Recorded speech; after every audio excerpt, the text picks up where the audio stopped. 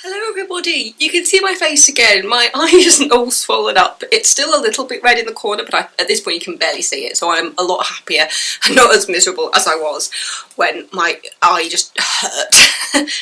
Today I have an actual book here for you. It's Girl Missing by Tess Gerritsen. I have not read this one before. I've read a few of the Rosalian Isles books, and I actually want to go back to the beginning because I recently, not that long ago, stocked up on some of the newer books, so I want to do them all in order. So that'll be another one for Series Sunday at some point. But this is just an independent murder mystery, got a bit of a love story at the heart of it as well. I think she actually popped a little note at the beginning of this. Yeah, it says, "Years before I built my reputation as a thriller writer, I had another life, a romantic suspense author." And so that's what this is. It says, "Fans of my crime novels may be surprised to learn that I launched my career by writing stories in which romance shared equal billing with murder, where characters struggle with both fear and sexual tension." So this has got that in it. So there's a love story in there as well as having the mystery. So I'll get through that blurb and tell you what I thought about it. I'll keep an eye on the time because I've got a bus in like 40 minutes. The first body is a mystery. She's young, she's beautiful, and her corpse, laid out in the office of Boston medical examiner Kat Novak, betrays no secrets, except for a matchbook clutched in one stiff hand, 7 numbers scrawled inside. The next body is a warning. When a second victim is discovered, Kat begins to fear that a serial killer is stalking the streets. The police are sceptical, the mayor won't listen, and Kat's chief suspect is one of the town's most prominent citizens. The final body might be hers. With the death toll rising, Kat races to expose a deadly predator who is closer than she ever dreamt, and every move she makes could be her very last.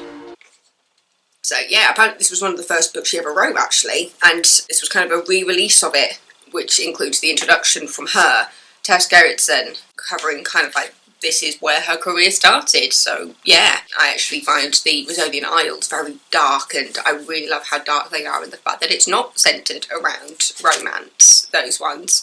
It is about the friendship between Rosalian Isles, and so yeah, the fact that this has a bit of a romance at the heart of it as well is interesting, even though I did not trust him as far as I can throw him. The way the love interest gets involved is, it really just put like a question mark over his head.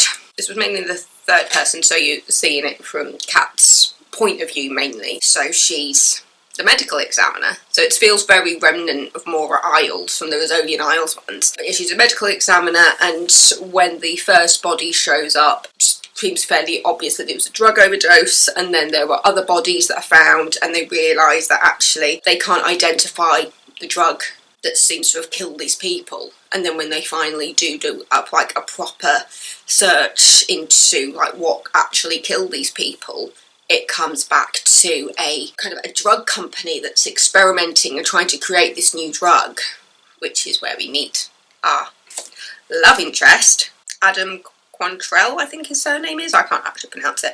Adam owns this company where they're trying to create a new drug. And he's just like, there's no way this drug could end up on the street because it hasn't even gone to market yet. So that's the point when you start looking at everybody who's working inside the company. But yeah, the first victim has this little matchbook on it with a name on it, and that's how it brings Kat to Adam. And she's there going, look, she basically just calls the number on this matchbook and says a body has come into my morgue, and they have your number written down on a matchbook, so in case there's a connection we want you to come in and view the body. And when Adam comes to look at the body, he's just there going, you can see he's praying that it's not somebody, but you don't know at that point who he doesn't hope that body is. You do later find out that he has a strange relationship with his daughter who ran away, and now he's just waiting for the day that he finds out something about what's going on with his daughter and why she ran away and all this. But there is this question mark hanging over Adam throughout the entire book of just like, how much can we actually trust him? And looking at that developing relationship between Kat and Adam, Kat does have him come out with her as she's investigating certain things. You gotta love a good medical examiner who goes off and does the police work work for the police because they don't appear to be concerned about it. And then her ex-husband works for the mayor's office. But yeah, the more you delve into it, the more you start to question the people at the top, and you wonder how much corruption is actually going on here.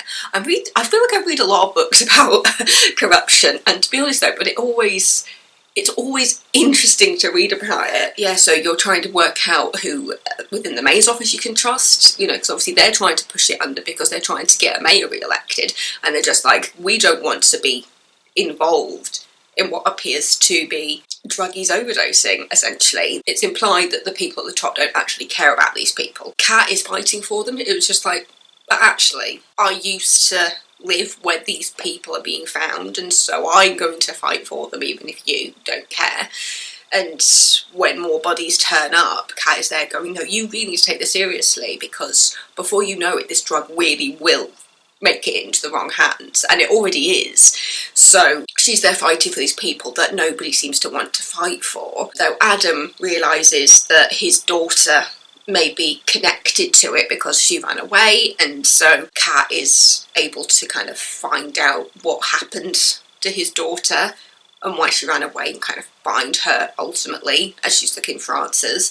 And yeah, I really enjoyed it. I finished this last night, and I probably read it over a couple of weeks. Originally it was going to be my theatre book, and then I just found myself watching like reading vlogs and one of those, you know, those read along with me's where they just so I just throw it everywhere.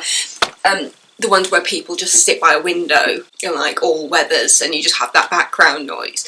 And so yeah, I started off reading this with Read With Me's from Jen Campbell, and then because she has 4 based on the seasons, and so I listened to them a few times kind of in a loop. So you've got like the spring, the summer, the autumn and the winter ones. So thanks Jen Campbell for those videos that helped me read this book. But yeah, I probably did it in about 6 sittings maybe. I was just addicted, and I'm glad that I got back into reading Tess Gerritsen by reading one of her first ever books. It says her stunning first thriller, so I don't know if it was like the first book that she ever wrote or the first book that like she ever released. I love the detail like on the front of the book, because you've got like the dead body which matches the description of the first person that was found, kind of in the fetal position and clutching onto this card, and then you've just got these etchings of like the blood and the darkness, like she's on the slab. That does sound like really dark and disturbing. I like the dark and disturbing, sorry. I really enjoyed this, the fact that even though there is that love story kind of in there as well, there is still a question mark over Adam and trying to work out like how much he knows, especially because he knows that his daughter went missing after a stint at working at his company. And so you're just trying to work out how much his family is actually involved in this drug making it onto the streets before it's even been approved. So like it hasn't actually made it outside of the lab really. So obviously somebody stole it, and so you're trying to work out like who on the inside had the opportunity to get it out onto the streets and why. I loved it. I loved it so much, and I was just completely hooked. And even when that relationship was starting and you see that Kat doesn't trust Adam, Adam is there going, well, the reason you don't trust me is because of this. And it's just like, well, yeah. Because you met under not great circumstances over a dead body, and then we find out this drug came from your company and it's killing people. So obviously there's always going to be that question mark over Adam's head. I did find that it was wrapped up fairly quickly. Once you find out who was involved, it all comes out like in a spiral. Like it feels like it was very quick, but ultimately I think I prefer that over it really being dragged out. It just like, I've read books where like all the action happens like on the final page, and this one it's probably about 50 pages from the moment that everything clicks and you figure out what's going on, and then you've got that ending with like the big climax and, you know, trying to get out of the way of the person who was actually involved. And with a book like this, it's not just one person, there's a few people involved throughout, but it's one person kind of at the top of it, and yeah. Admittedly, I didn't see it coming, even though I feel like I should have done based on some of the, because I feel like if I went back to the beginning again, I'd see it more. it's one of those things where it's just like, you've got those moments throughout the story when it's just like this, like, we are prepping you for what's to come. I feel like I should have seen it coming, but at the same time I didn't, so I'm sure other people will have picked up on the little hints that were popped through, and so to have a moment when you're just like, oh, I should have seen it coming. I quite like that feeling where it's just like, I feel like I did get enough hints so this hasn't completely come out of left field, but at the same time it was still enough of a twist to kind of catch me off guard, especially because it does come down to corruption and you are looking at the people at the top and then you realise maybe it's not quite as far up as you thought. I need to stum before I completely spoil it, but yeah, I really enjoyed it. Girl Missing by Tess Gerritsen, one of her first thrillers, and you know, it was pre-Rizzoli and Isles. It's a really good one to get your teeth into. I massively enjoyed it, so I'm really looking forward to getting back into rereading the beginning of the Rizzoli and Isles books and carrying on that series. But yeah, Girl Missing, go read it. It is so, so good.